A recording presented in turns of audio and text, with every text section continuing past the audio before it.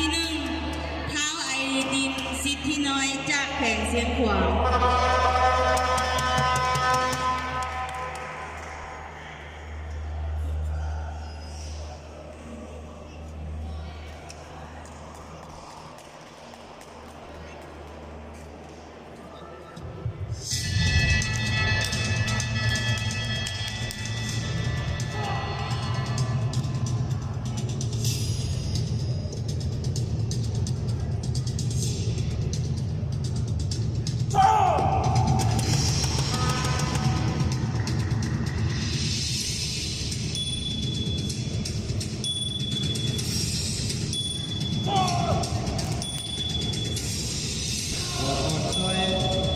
ความแข็งแรง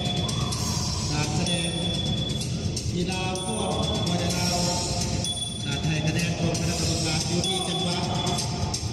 ผมว่านักกีฬาแข่งขันจะออกจังหวะลีลาคาที่ดีกว่ากันเนาะสืบสานตำนานเกมมวยเราซึ่งกีฬามวยเราเป็นมวยลงทุนเพื่อมาสู่ลูกสู่หลานเป็นตำนานการต่อสู้ของคนลาวขอบใจนักการทักษะที่